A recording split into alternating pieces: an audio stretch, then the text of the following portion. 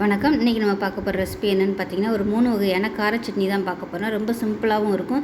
இட்லி, தோசை, ஊத்தப்பம் எல்லாத்தையுமே தொட்டு சாப்பிடலாம். அருமையாக இருக்கும். வாங்க இந்த சட்னி எப்படி செய்யலாங்கிறத பார்க்கலாம். இப்போ ஒரு பேன் எடுத்துக்கலாம். அதில் தேவையான அளவுக்கு எண்ணெய் சேர்த்துக்கலாம். நல்லெண்ணெய் இல்லை ரீஃபைண்ட் ஆயில் எதுனாலும் சேர்த்துக்கலாம். எண்ணெய் சூடானதோ 1 டீஸ்பூன் கடுகு, 1 டீஸ்பூன் சோம்பு சேர்த்துக்கலாம்.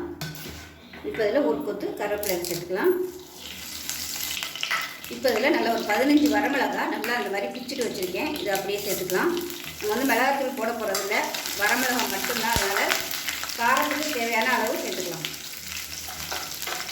அடுப்பு நல்லா குறைச்சி வச்சுக்கோங்க.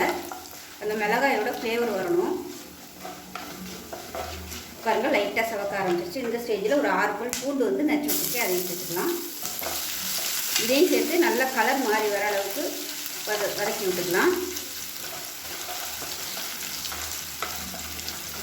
பூண்டு நல்லா வதங்கிருச்சு. இப்போ இதில் 400 கிராம் அளவுக்கு தக்காளி நல்லா பொடியாக கட் பண்ணி வச்சுட்டு இதை சேர்த்துக்கலாம்.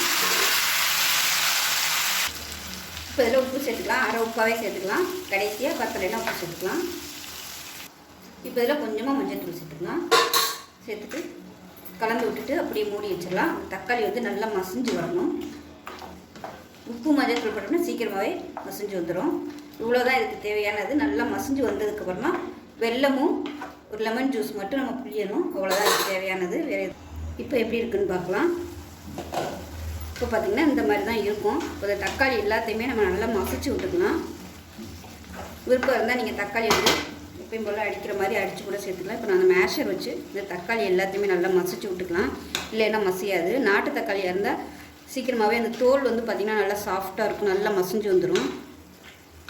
இப்போ ரெண்டும் கலந்து வர்றதுனால அந்த தோலெல்லாம் பார்த்திங்கன்னா ரொம்ப ஹார்டாக இருக்குது. எவ்வளோ தான் நம்ம வதக்கினாலும் அந்த தோலெல்லாம் மசிய மாட்டேங்குது. அதனால் நம்ம இந்த மாதிரி மசிச்சு விட்டால் தான், இல்லைன்னா மிக்சியில் போட்டு நம்ம அடித்தா தான் சரியாக வரும். இப்போ பாருங்கள், எல்லாத்தையுமே நல்லா மசிச்சாச்சு. இப்போ இது நல்லா இன்னும் சுருண்டு வரணும். நல்லா அப்படியே தொக்கு மாதிரி வரணும். நல்லா கலந்து விட்டுக்கலாம். கலந்துட்டு அப்பப்போ கிளறி விட்டுக்கோங்க. திருப்பி மூடி வச்சிடலாம். இது ரொம்ப சிம்பிளாக தான் இருக்கும் பொருட்கள்லாம். ஆனால் கொஞ்சம் இது டைம் எடுக்கும் நல்லா வற்றி வர்றதுக்கு. இது எவ்வளோ தூரம் வற்றுதோ அந்த அளவுக்கு டேஸ்ட்டாகவும் இருக்கும். நம்ம ஃப்ரிட்ஜில் நல்லா ஸ்டோர் பண்ணி வச்சுக்கலாம். தக்காளி ரொம்ப சீப்பாக கிடைக்கிறப்ப இந்த மாதிரி செஞ்சு வச்சுக்கிட்டோம்னா ஊறுகாயாக யூஸ் பண்ணிக்கலாம். இட்லி, தோசை, சப்பாத்திக்கெலாம் கூட தொட்டு சாப்பிடலாம். சாதத்துலேயும் பரட்டி சாப்பிட்லாம். இப்போ மூடி வச்சிடலாம் அதை. இப்போ நம்மளோட தொக்கு எப்படி இருக்குன்னு பார்க்கலாம்.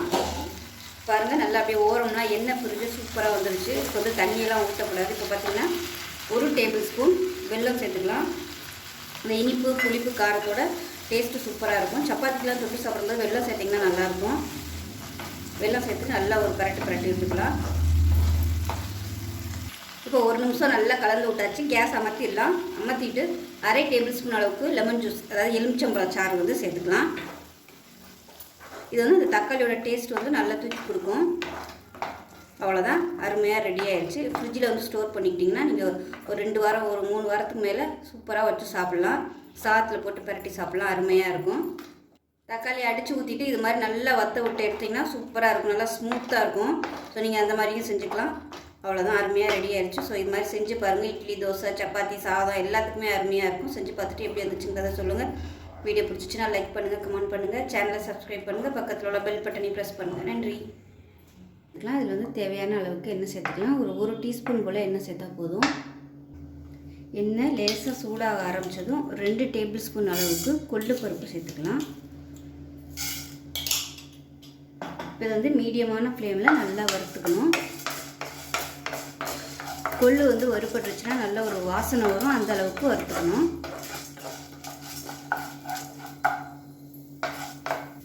கொள்ளு பருப்பு நல்லா வறுபட்டு வெடிக்க ஆரம்பிச்சிது. இந்த ஸ்டேஜில் ஒரு 8 வரமிளகாயை சேர்த்து நல்லா பரட்டி விட்டுக்கலாம்.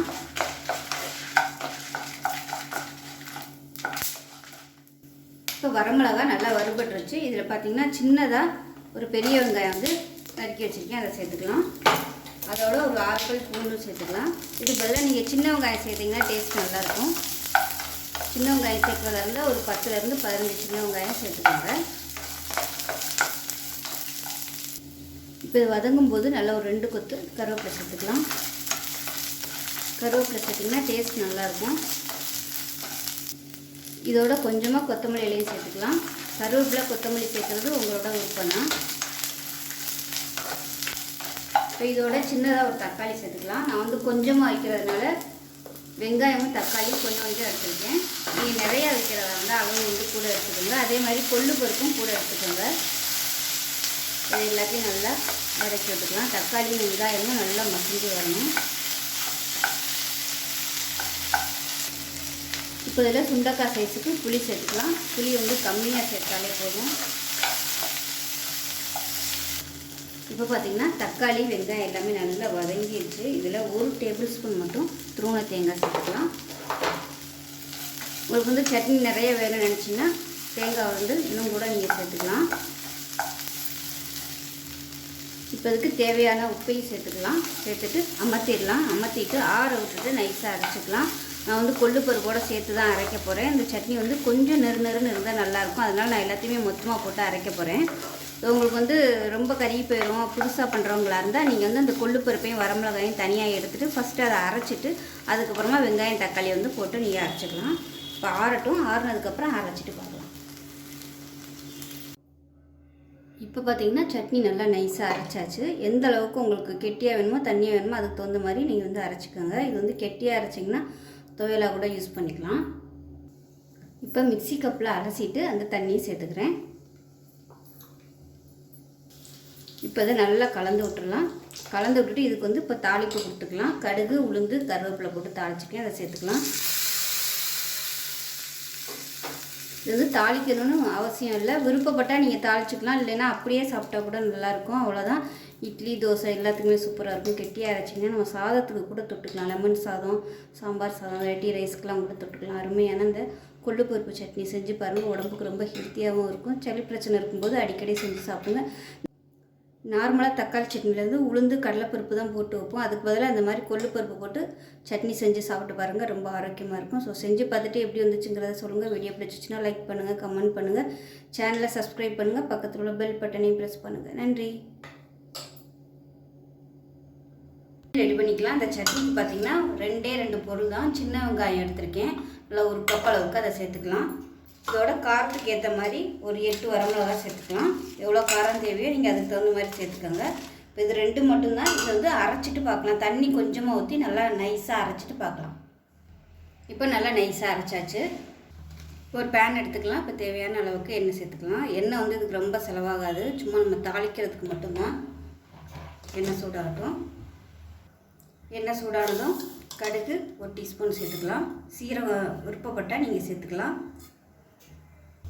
கடுகு 1/4 டீஸ்பூன் கூட சேர்த்துக்கலாம்.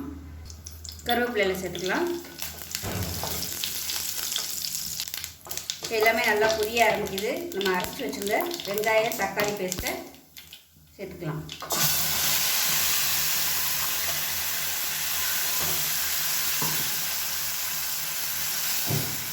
இப்போ மிக்ஸி அரைச்சிட்டு கொஞ்சமாக தண்ணி சேர்த்துக்கலாம். தேவைப்பட்டால் தண்ணி ஊற்றிக்கோங்க. ரொம்ப தண்ணியாக வேணாம். இது வந்து லைட்டாக கொதிக்கட்டும். இந்த சட்னி வந்து அந்த வெங்காயத்தோட பச்சை வாசனையோடு தான் இருக்கும். ரொம்பலாம் அந்த பச்சை வாசனை போகிற அளவுக்கு வதக்கக்கூடாது. லைட்டாக அந்த ஃப்ளேவரோடு இருந்தால் தான் நல்லாயிருக்கும் பணியாரத்துக்கு. இப்போ இதில் 1 டீஸ்பூன் போல் ஜீனி சேர்த்துக்கலாம். ஏன்னா அந்த வெங்காயத்தோட அந்த பச்சை மணம் இருக்கும்ல, அதுக்காக அந்த ஜீனி சேர்த்தோம்னா அது கொஞ்சம் லைட்டாக டேஸ்ட்டு மாறுறதுக்காக. இது விருப்பப்பட்டால் நீங்கள் சேர்த்துக்கோங்க, இல்லைன்னா வேணாம். உங்களுக்கு அந்த பச்சை வாசனையோட சாப்பிட பிடிக்கணும், நீங்கள் அப்படியே விட்டுடலாம். இது வந்து லைட்டாக கொதிக்கட்டும். இப்போ பாருங்கள், சுற்றி நல்லா கொதிக்க ஆரம்பிச்சிருச்சு. இப்போ வந்து அமர்த்திடலாம். அவ்வளோதான். இதுக்கு மேலே கொதிக்க விடக்கூடாது. நான் அரைக்கையிலே உப்பு போட்டிருக்கேன். உப்பு பத்தலைன்னா சேர்த்துக்கலாம். அந்த ஸ்டேஜில் உப்பு கொஞ்சம் கம்மியாக இருக்குது, சேர்த்துக்கலாம். நான் வந்து முதல் கல் உப்பு தான் சேர்த்துருந்தேன். இப்போ நைஸ் உப்பு சேர்த்துருக்கேன். அமர்த்திடலாம். அவ்வளோதான். 2 பொருளில் டக்குன்னு ஒரு கார சட்னி ரெடி ஆயிடுச்சு.